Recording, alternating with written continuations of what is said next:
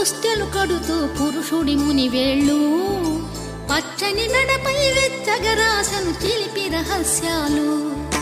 నేలకు జారిన తారకలై ముత్యాల తలంబ్రాలు, ఇద్దరి తలపులు ముద్దగా తడిపిన తుంటరి జలక